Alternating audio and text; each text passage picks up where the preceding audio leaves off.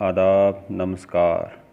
आप सब ਨੂੰ ਮੇਰੇ ਇਸ YouTube ਚੈਨਲ 'ਤੇ ਸਵਾਗਤ ਹੈ। ਜੀ ਆਇਆਂ ਆਖਿਆ ਜਾਂਦਾ ਹੈ। ਜਿਵੇਂ ਕਿ ਤੁਹਾਨੂੰ ਪਤਾ ਹੀ ਹੈ ਕਿ ਇਸ ਚੈਨਲ ਦੇ ਉੱਪਰ ਤੁਸੀਂ ਸਭ NCERT ICSE ਬੋਰਡ ਦੀਆਂ ਜਾਂ CBSE ਬੋਰਡ ਦੀਆਂ ਜਿਹੜੀਆਂ ਕਲਾਸਿਸ ਹੈਗੀਆਂ ਨੇ ਉਹਨਾਂ ਦੇ ਨਾਲ ਰਿਲੇਟਡ ਜਿੰਨਾ ਵੀ ਮਟੀਰੀਅਲ ਹੈਗਾ ਏ ਉਹ ਸਾਰੀਆਂ ਬੁੱਕਸ ਜਿਹੜੀਆਂ ਹੈਗੀਆਂ 9th 10th ਜੂਨੀਅਰ ਕਲਾਸਿਸ ਸਾਰਾ ਜਿਹੜਾ ਹੈਗਾ ਅਸੀਂ ਮਟੀਰੀਅਲ ਜੋ ਹੈ ਉਹਨਾਂ ਕਲਾਸਿਸ ਦੇ ਨਾਲ ਇਸ ਚੈਪਟਰਸ ਦੇ ਉੱਪਰ ਇਸ ਚੈਨਲ ਦੇ ਉੱਪਰ ਆਪਾਂ ਡਿਸਕਸ ਕਰਦੇ ਹੈਗੇ ਹਾਂ।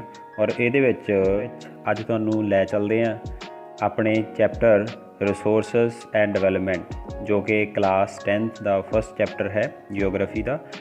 ਅਸੀਂ ਇਸ ਤਰ੍ਹਾਂ ਹੀ ਸਬਜੈਕਟ ਵਾਈਜ਼ ਪੂਰਾ ਸਾਲ ਤੁਹਾਡੇ ਨਾਲ ਬਣੇ ਰਹਾਂਗੇ ਕਿਉਂਕਿ ਜਿਵੇਂ ਤੁਸੀਂ ਦੇਖ ਰਹੇ ਹੋ ਕਿ ਲੋਕਡਾਊਨ ਦਾ ਟਾਈਮ ਹੈ ਔਰ ਬੱਚਿਆਂ ਨੂੰ ਜਿਹੜਾ ਹੈਗਾ ਘਰ ਦੇ ਵਿੱਚ ਬੈਠ ਕੇ ਪੜ੍ਹਨਾ ਪੈ ਰਿਹਾ ਹੈ। ਸੋ ਅਸੀਂ ਸਾਰੇ ਇਸ ਦੇ ਉੱਪਰ YouTube ਦੀ ਸਹਾਇਤਾ ਦੇ ਨਾਲ ਪੜ੍ਹਦੇ ਰਹਾਂਗੇ। ਸੋ ਆਓ ਆਪਾਂ ਸਟਾਰਟ ਕਰਦੇ ਹਾਂ, ਜ਼ਿਆਦਾ ਸਮਾਂ ਨਾ ਲਈਏ। ਸਟਾਰਟ ਕਰਦੇ ਹਾਂ ਜੀ resources and development chapter 1 of geography. ਇਸ ਦੇ ਵਿੱਚ ਸਭ ਤੋਂ ਪਹਿਲਾਂ ਜਿਵੇਂ ਤੁਸੀਂ ਆਪਣੀ ਬੁੱਕ ਓਪਨ ਕਰਦੇ ਹੋ ਤਾਂ ਤੁਹਾਡੇ ਸਾਹਮਣੇ ਇਸ ਤਰ੍ਹਾਂ ਜਿਹੜਾ ਹੈਗਾ ਚੈਪਟਰ ਆ ਜਾਂਦਾ ਹੈ। ਸੋ ਇੱਥੇ ਤੁਸੀਂ ਦੇਖਦੇ ਹੋ ਲਿਖਿਆ ਹੋਇਆ ਹੈ ਕਿ ਜੋ ਹੈ ਸਾਡੇ ਕੋਲ everything available in our environment which can be used to satisfy our needs provided. It is technologically accessible, economically feasible and culturally acceptable can be termed as resources. ਸੋ ਇਸ ਦੇ ਨਾਲ ਸਾਡੇ ਕੋਲ ਜਿਹੜਾ ਹੈਗਾ ਹੈ ਇਹ ਸਾਡੇ ਕੋਲ ਜੋ ਰਿਸੋਰਸਿਸ ਹੈਗੇ ਨੇ ਉਹਨਾਂ ਦਾ ਮੀਨਿੰਗ ਇੱਥੇ ਕਲੀਅਰ ਹੋ ਜਾਂਦਾ ਹੈ। ਸੋ ਤੁਹਾਡਾ ਇੱਥੇ ਕੁਐਸਚਨ ਵੀ ਬਣਦਾ ਹੈ ਕਿ ਜੇ ਤੁਹਾਨੂੰ ਪੁੱਛਿਆ ਜਾਂਦਾ ਹੈ what is the meaning of resource ਜਾਂ what do you understand from resource.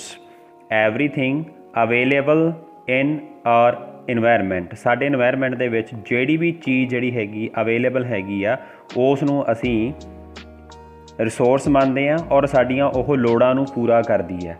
ਉਹ ਟੈਕਨੋਲੋਜੀਕਲੀ ਵੀ ਸਾਡੇ ਕੋਲ ਜਿਹੜੀ ਅਵੇਲੇਬਲ ਟੈਕਨੋਲੋਜੀ ਆ ਉਹਦੇ ਨਾਲ ਅਸੀਂ ਉਸ ਦੇ ਵਿੱਚ ਐਕਸੈਸ ਕਰ ਸਕਦੇ ਹਾਂ। ਇਕਨੋਮਿਕਲੀ ਫਿਜ਼ੀਬਲ ਮਤਲਬ ਕਿ ਇਕਨੋਮਿਕਲੀ ਉਹ ਸਾਡੀ ਪਹੁੰਚ ਦੇ ਵਿੱਚ ਹੈਗੀ ਆ।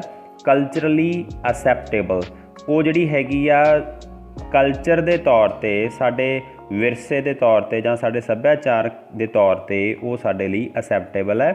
ਅਸੀਂ ਉਸ ਨੂੰ ਰਿਸੋਰਸ ਕਹਿੰਦੇ ਹੈਗੇ ਹਾਂ। ਉਸ ਤੋਂ ਅੱਗੇ ਸਾਡੇ ਕੋਲ ਇਸ ਤਰ੍ਹਾਂ ਦਾ ਇਹ ਟੇਬਲ ਬਣਿਆ ਹੋਇਆ ਜਿਹੜਾ ਨਜ਼ਰ ਆ ਰਿਹਾ ਹੈ। ਇਸ ਟੇਬਲ ਦੇ ਵਿੱਚ ਅਸੀਂ ਦੇਖ ਸਕਦੇ ਹਾਂ ਰਿਸੋਰਸਿਸ ਨੂੰ ਅੱਗੇ ਕਲਾਸੀਫਾਈ ਕੀਤਾ ਗਿਆ ਹੈਗਾ ਹੈ ਜਿਸ ਦੇ ਵਿੱਚ ਤੁਸੀਂ ਦੋ ਤਰ੍ਹਾਂ ਦੀਆਂ ਮੇਨ ਟਾਈਪਸ ਦੇਖ ਰਹੇ ਹੋ। ਨੈਚੁਰਲ ਰਿਸੋਰਸਿਸ ਜਿਹੜੇ ਹੈਗੇ ਨੇ ਔਰ ਦੂਸਰੇ ਹਿਊਮਨ ਰਿਸੋਰਸਿਸ ਹੈਗੇ ਨੇ। ਜਿਹੜੇ ਨੈਚੁਰਲ ਰਿਸੋਰਸਿਸ ਹੈਗੇ ਨੇ ਉਹਨਾਂ ਨੂੰ ਫਰਦਰ 2 ਟਾਈਪਸ ਦੇ ਵਿੱਚ ਡਿਵਾਈਡ ਕਰ ਸਕਦੇ ਹਾਂ ਅਸੀਂ। ਉਹਨਾਂ ਦੇ ਵਿੱਚੋਂ ਪਹਿਲੀ ਹੈਗੀ ਆ ਰੀਨਿਊਏਬਲ ਔਰ ਦੂਸਰੀ ਹੈ ਨੋਨ ਰੀਨਿਊਏਬਲ। ਸੋ ਇਸ ਨੂੰ ਅਸੀਂ ਜੂਨੀਅਰ ਕਲਾਸਿਸ ਤੋਂ ਪੜ੍ਹਦੇ ਆ ਰਹੇ ਹਾਂ। ਸਾਨੂੰ ਕਲੀਅਰ ਹੀ ਹੈ ਕਿ ਰੀਨਿਊਏਬਲ ਕਿਹੜੇ ਹੁੰਦੇ ਨੇ, ਨੋਨ ਰੀਨਿਊਏਬਲ ਕਿਹੜੇ ਨੇ। ਸਾਨੂੰ ਇਹ 5th 6th 7th ਜਾਂ 8th ਤੱਕ ਜਿਹੜੇ ਹੈਗੇ ਆ ਕਾਫੀ ਹੱਦ ਤੱਕ ਕਲੀਅਰ ਹੋ ਜਾਂਦੇ ਨੇ। ਸੋ ਇਹਨਾਂ ਨੂੰ ਹੁਣ ਅਸੀਂ ਕੋਈ ਜ਼ਿਆਦਾ ਨਹੀਂ ਕਲੀਅਰ ਕਰਾਂਗੇ, ਅੱਗੇ ਜਿੰਨਾ ਵੀ ਸਾਡੀ ਬੁੱਕ ਦੇ ਵਿੱਚ ਹੈ ਉਸ ਦੇ ਹਿਸਾਬ ਨਾਲ ਚੱਲਾਂਗੇ। ਜਿਹੜੇ ਨੋਨ ਰੀਨਿਊਏਬਲ ਰਿਸੋਰਸਿਸ ਹੈਗੇ ਨੇ ਉਹਨਾਂ ਨੂੰ ਅਸੀਂ ਅੱਗੇ ਜਿਹੜੇ ਹੈਗੇ ਨੋਨ ਰੀਨਿਊਏਬਲ ਰਿਸੋਰਸਿਸ ਨੇ ਉਹਨਾਂ ਨੂੰ ਅਸੀਂ ਫਰਦਰ ਡਿਵਾਈਡ ਕਰ ਸਕਦੇ ਹਾਂ। ਰੀਸਾਈਕਲੇਬਲ ਮੈਟਲ, ਨੋਨ ਰੀਸਾਈਕਲੇਬਲ ਉਹਨਾਂ ਦੇ ਵਿੱਚ ਫੋਸਲ ਫਿਊਲਸ ਆ ਜਾਂਦੇ ਹੈਗੇ ਨੇ। ਔਰ ਉਸ ਤੋਂ ਬਾਅਦ ਜੇ ਅਸੀਂ ਗੱਲ ਕਰੀਏ ਇਸ ਦੇ ਵਿੱਚ ਤਾਂ ਸਾਡੇ ਕੋਲ ਅਗਲਾ ਜਿਹੜਾ ਹੈਗਾ ਹੈ ਨੋਨ ਰੀਨਿਊਏਬਲ ਜਿਹੜੇ ਹੈਗੇ ਨੇ non renewable resources. Non renewable resources ਤੋਂ ਬਾਅਦ ਜੇ ਅਸੀਂ ਗੱਲ ਕਰੀਏ ਰੀਨਿਊਏਬਲ ਰਿਸੋਰਸਿਸ ਦੀ ਤਾਂ ਰੀਨਿਊਏਬਲ ਰਿਸੋਰਸਿਸ ਦੇ ਵਿੱਚ ਸਾਡੇ ਕੋਲ ਅੱਗੇ ਹੈਗੇ ਨੇ ਬਾਇਓਲੋਜੀਕਲ, ਕੰਟੀਨਿਊਅਸ ਔਰ ਫਲੋ, ਵਿੰਡ, ਵਾਟਰ। ਔਰ ਬਾਇਓਲੋਜੀਕਲ ਰਿਸੋਰਸਿਸ ਜਿਹੜੇ ਹੈਗੇ ਨੇ ਅੱਗੇ ਫਰਦਰ ਡਿਵਾਈਡ ਹੋ ਸਕਦੇ ਨੇ natural, vegetation, forests and wild life ਦੇ ਵਿੱਚ। ਇਸ ਤੋਂ ਬਾਅਦ ਜੇ ਅਸੀਂ ਅੱਗੇ ਗੱਲ ਕਰੀਏ ਹਿਊਮਨ ਰਿਸੋਰਸਿਸ ਦੀ ਤਾਂ ਹਿਊਮਨ ਰਿਸੋਰਸਿਸ ਜਿਹੜੇ ਹੈਗੇ ਨੇ ਹਿਊਮਨ ਰਿਸੋਰਸਿਸ ਦੇ ਵਿੱਚ ਸਾਡੇ ਕੋਲੇ ਸਟਰਕਚਰਸ ਹੈਗੀਆਂ ਨੇ ਐਂਡ ਇੰਸਟੀਟਿਊਸ਼ਨਸ ਹੈਗੇ ਨੇ, ਕੁਆਂਟਿਟੀ ਐਂਡ ਕੁਆਲਿਟੀ। ਇਹ ਜਿਹੜੀਆਂ ਹੈਗੀਆਂ ਅੱਗੇ ਆਪਾਂ ਡਿਸਕਸ ਕਰਾਂਗੇ ਸਾਰੀਆਂ ਚੀਜ਼ਾਂ ਇਹਦੇ ਵਿੱਚ ਆਪਣੇ ਆਉਣ ਵਾਲੇ ਅਗਲੇ ਪਾਰਟ ਦੇ ਵਿੱਚ। ਉਸ ਤੋਂ ਬਾਅਦ ਅਸੀਂ ਚੱਲਦੇ ਹੈਗੇ ਹਾਂ ਆਪਣੇ ਇਸ ਦੇ ਉੱਪਰ ਸਾਡੇ ਕੋਲ ਹੈ the process of transformation of things available in our environment involves an interdependent relationship between nature, technology and institutions. सो ਜਿਹੜਾ ਇਹ ਪ੍ਰੋਸੈਸ ਹੈਗਾ ਇਹ ਟਰਾਂਸਫੋਰਮੇਸ਼ਨ ਦਾ ਜਿਹੜੀਆਂ ਚੀਜ਼ਾਂ ਹੈਗੀਆਂ ਨੇ ਇਨਵਾਇਰਮੈਂਟ ਦੇ ਵਿੱਚ ਜਾਂ ਮਤਲਬ ਕਿ ਇੰਟਰਡਿਪੈਂਡੈਂਸੀ ਹੈਗੀ ਹੈ, ਰਿਲੇਸ਼ਨ ਹੈਗੀ ਹੈ, ਇਸ ਨੂੰ ਡਿਵੈਲਪ ਕਰਦੇ ਹੈਗੇ ਆ ਜਿਹੜੀ ਟੈਕਨੋਲੋਜੀ ਐਂਡ ਇੰਸਟੀਟਿਊਸ਼ਨ ਹੈਗੇ ਆ ਉਹ ਸਾਰੇ। Human beings interact with nature through technology and create institutions to accelerate their economic development।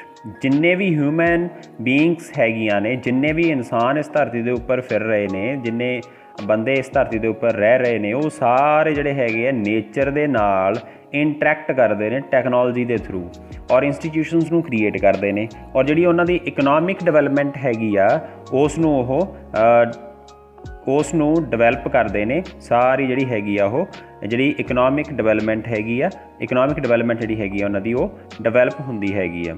ਉਸ ਤੋਂ ਬਾਅਦ ਜਿਹੜੇ ਹੈਗਾ do you think that resources are free gifts of nature as is assumed by ਮੈਨੀ।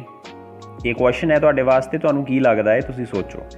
ਦੇ ਆਰ ਨੋਟ, ਆਨਸਰ ਵੀ ਇੱਥੇ ਹੈ, they are not. Why? Resources are a function of human activities. ਜਿਹੜੇ ਰਿਸੋਰਸਿਸ ਹੈਗੇ ਨੇ ਉਹ ਹਿਊਮਨ ਐਕਟੀਵਿਟੀज़ ਦੇ ਫੰਕਸ਼ਨਸ ਹੈਗੇ ਨੇ ਔਰ ਉਹ ਜਿਹੜੇ ਫੰਕਸ਼ਨਸ ਹੈਗੇ ਨੇ ਸਾਰੇ ਜਿਹੜੇ ਫੰਕਸ਼ਨਸ ਹੈਗੇ ਨੇ ਉਹ ਜਿਹੜੇ ਹੈਗੇ ਆ ਫ੍ਰੀ ਗਿਫਟਸ ਜਿਹੜੇ ਹੈਗੇ ਉਹਨਾਂ ਨੂੰ ਤੁਸੀਂ ਨਹੀਂ ਕਹਿ ਸਕਦੇ। Human beings themselves are essential components of resources. ਜਿਹੜੇ ਰਿਸੋਰਸਿਸ ਹੈਗੇ ਨੇ, ਜਿਹੜੇ ਹਿਊਮਨ ਬੀਇੰਗਸ ਨੇ, ਇਹਨਾਂ ਰਿਸੋਰਸਿਸ ਦਾ ਇੱਕ ਇਸੈਂਸ਼ੀਅਲ ਕੰਪੋਨੈਂਟ ਹੈਗਾ ਹੈ। ਸੋ ਇੱਥੇ ਸਾਨੂੰ ਇਹ ਗੱਲ ਸਮਝ ਆਉਂਦੀ ਹੈ ਕਿ ਜੇ ਹਿਊਮਨ ਇਸ ਧਰਤੀ ਦੇ ਉੱਪਰ ਨਹੀਂ ਹੋਣਗੇ ਜਾਂ ਹਿਊਮਨ ਬੀਇੰਗਸ ਇਸ ਧਰਤੀ ਦੇ ਉੱਪਰ ਨਹੀਂ ਹੋਣਗੇ ਤਾਂ ਇਹ ਜਿਹੜੇ ਰਿਸੋਰਸਿਸ ਹੈਗੇ ਨੇ, ਜਿੰਨੇ ਵੀ ਹੈਗੇ ਰਿਸੋਰਸਿਸ ਅੱਜ ਅਸੀਂ ਸਾਡੇ ਸਾਹਮਣੇ ਯੂਜ਼ ਕਰ ਰਹੇ ਹਾਂ, ਅਸੀਂ ਦੇਖ ਰਹੇ ਹਾਂ, ਸਾਨੂੰ ਦਿਖ ਰਹੇ ਹੈ, ਇਹ ਜੇ ਇਹਨਾਂ ਦੀ ਇਸ ਤਰ੍ਹਾਂ ਦੀ ਵਰਤੋਂ ਜਿਹੜੀ ਹੈਗੀ ਆ ਉਹ ਕੋਈ ਹੋਰ ਵੀ ਹਿਊਮਨ ਬੀਇੰਗਸ ਤੋਂ ਇਲਾਵਾ ਕੋਈ ਹੋਰ ਸਪੀਸੀਸਿਟੀਆਂ ਹੈਗੀਆਂ ਨੇ ਜਾਂ ਹੋਰ ਕ੍ਰੀਏਚਰਸ ਹੈਗੇ ਨੇ ਉਹ ਇਸ ਤਰ੍ਹਾਂ ਨਹੀਂ ਕਰਨਗੇ ਜਿਵੇਂ ਹਿਊਮਨ ਇਹਨਾਂ ਰਿਸੋਰਸਿਸ ਨੂੰ ਵਰਤ ਰਿਹਾ ਹੈ। ਅੱਗੇ ਅਸੀਂ ਚੱਲਦੇ ਹਾਂ। ਦੇ transform material available in our environment into resources and use them. ਦੇਖੋ ਉਹੀ ਗੱਲ ਜਿਹੜੀ ਮੈਂ ਤੁਹਾਡੇ ਨਾਲ ਪਹਿਲਾਂ ਕਰਕੇ ਹਟਿਆ ਹੋਈ ਸਾਡੇ ਇੱਥੇ ਸਾਹਮਣੇ ਆ ਗਈ ਹੈ ਕਿ ਉਹ ਜਿਹੜੇ ਮਟੀਰੀਅਲ ਅਵੇਲੇਬਲ ਹੈਗਾ ਉਸ ਨੂੰ ਟਰਾਂਸਫਾਰਮ ਕਰਦੇ ਨੇ, ਮਤਲਬ ਬਦਲ ਦਿੰਦੇ ਨੇ ਇਨਵਾਇਰਮੈਂਟ ਨੂੰ ਜਾਂ ਰਿਸੋਰਸਿਸ ਨੂੰ ਤਾਂ ਕਿ ਉਹਨਾਂ ਨੂੰ ਆਪਦੀ ਵਰਤੋਂ ਦੇ ਮੁਤਾਬਕ ਅਸੀਂ ਉਸ ਨੂੰ ਦੇਖ ਸਕੀਏ, ਆਪਦੀ ਲੋੜ ਦੇ ਅਨੁਸਾਰ ਅਸੀਂ ਉਹਨਾਂ ਨੂੰ ਵਰਤ ਸਕੀਏ। ਅੱਗੇ ਅਸੀਂ ਗੱਲ ਕਰੀਏ ਇਹ ਜਿਹੜੇ ਹੈਗੇ ਰਿਸੋਰਸਿਸ, ਇਹਨਾਂ ਦੇ ਵਿੱਚ ਹੈਗਾ ਹੈ ਜਿਹੜੇ ਰਿਸੋਰਸਿਸ ਹੈਗੇ ਨੇ ਉਹਨਾਂ ਨੂੰ ਫਰਦਰ ਅਸੀਂ ਕਲਾਸੀਫਾਈ ਕਰ ਸਕਦੇ ਹਾਂ, ਜਿਵੇਂ ਅੱਗੇ ਆਪਾਂ ਟੇਬਲ ਦੇ ਵਿੱਚ ਵੀ ਦੇਖ ਚੁੱਕੇ ਹਾਂ ਪਹਿਲੇ। On the basis of reason, on the basis of reason ਉਹਨਾਂ ਨੂੰ ਅਸੀਂ ਅਬਾਇਓਟਿਕ ਰਿਸੋਰਸਿਸ ਦੇ ਵਿੱਚ ਜਿਹੜਾ ਹੈਗਾ ਡਿਵਾਈਡ ਕਰ ਸਕਦੇ ਹਾਂ। On the basis of exhaustibility, renewable and non renewable. ਜੇ ਉਹਨਾਂ ਦੀ ਐਗਜ਼ੌਸਟੇਬਿਲਿਟੀ ਮਤਲਬ ਕਿ ਉਹ ਖਤਮ ਹੋਣਗੇ ਜਾਂ ਨਹੀਂ ਹੋਣਗੇ ਉਹਨਾਂ ਦੇ ਆਧਾਰ 'ਤੇ ਇਹਨਾਂ ਨੂੰ ਵੰਡਣਾ ਹੋਵੇ ਤਾਂ ਰੀਨਿਊਏਬਲ ਅਤੇ ਨਾਨ ਰੀਨਿਊਏਬਲ ਰਿਸੋਰਸਿਸ ਹੈਗੇ ਨੇ। On the basis of ownership, ਇੰਡੀਵਿਜ਼ੂਅਲ, community, national and international. ਜਿਹੜੇ ਮਾਲਕੀਅਤ ਦੇ ਆਧਾਰ 'ਤੇ ਉਹਨਾਂ ਨੂੰ ਜੇ ਅਸੀਂ ਰਿਸੋਰਸਿਸ ਨੂੰ ਸਮਝਣਾ ਹੋਵੇ ਤਾਂ ਉਹਨਾਂ ਦੇ ਵਿੱਚ ਸਾਡੇ ਕੋਲ ਇੰਡੀਵਿਜ਼ੂਅਲ ਹੈਗੇ ਨੇ, ਕਮਿਊਨਿਟੀ ਹੈਗੀ ਨੇ, ਨੈਸ਼ਨਲ ਰਿਸੋਰਸਿਸ ਹੈਗੇ ਨੇ, ਇੰਟਰਨੈਸ਼ਨਲ ਰਿਸੋਰਸਿਸ ਹੈਗੇ ਨੇ। On the basis of status of development, potential, developed stock and reserves. ਜੇ ਅਸੀਂ ਉਹਨਾਂ ਨੂੰ ਉਹਨਾਂ ਦੇ ਡਿਵੈਲਪਮੈਂਟ ਦੇ ਸਟੇਟਸ ਦੇ ਉੱਪਰ ਚੈੱਕ ਕਰਨਾ ਹੋਵੇ ਤਾਂ ਸਾਡੇ ਕੋਲ ਪੋਟੈਂਸ਼ੀਅਲ ਰਿਸੋਰਸਿਸ ਹੈਗੇ ਨੇ, ਡਿਵੈਲਪਡ ਸਟਾਕਸ ਹੈਗੇ ਨੇ ਐਂਡ ਰਿਜ਼ਰਵਸ ਹੈਗੇ ਨੇ। ਸੋ ਇਸ ਦੇ ਵਿੱਚ ਜਿਹੜਾ ਹੈਗਾ ਸਾਡੇ ਕੋਲ ਇੰਨਾ ਹੀ ਹੈ ਅੱਜ ਦੀ ਵੀਡੀਓ ਦੇ ਵਿੱਚ। ਬਾਕੀ ਆਪਾਂ ਅਗਲੀ ਵੀਡੀਓ ਦੇ ਵਿੱਚ ਫਿਰ ਜੇ ਵੀਡੀਓ ਹੈ ਉਹ ਜ਼ਿਆਦਾ ਲੰਬੀ ਨਾ ਹੋ ਜਾਏ ਆਪਾਂ ਇੱਥੇ ਆਵਾਂਗੇ ਤੁਹਾਡੇ ਕੋਲ ਵਾਪਸ। ਤਾਂ ਤਦ ਤੱਕ ਲਈ ਤੁਹਾਨੂੰ ਸਾਰਿਆਂ ਨੂੰ ਸਤਿ ਸ਼੍ਰੀ ਅਕਾਲ ਔਰ ਮੇਰੇ ਇਸ ਚੈਨਲ ਨੂੰ ਤੁਸੀਂ ਸਬਸਕ੍ਰਾਈਬ ਜ਼ਰੂਰ ਕਰਕੇ ਰੱਖੋ ਤਾਂ ਕਿ ਤੁਹਾਨੂੰ ਜਿਹੜਾ ਹੈਗਾ ਆਉਣ ਵਾਲੀਆਂ ਵੀਡੀਓਜ਼ ਦਾ ਪਤਾ ਲੱਗ ਸਕੇ ਅਤੇ ਤੁਸੀਂ ਇਸ ਦੇ ਵਿੱਚੋਂ ਕਾਫੀ ਕੁਛ ਜਿਹੜਾ ਹੈਗਾ ਸਿੱਖ ਸਕੋ। ਧੰਨਵਾਦ।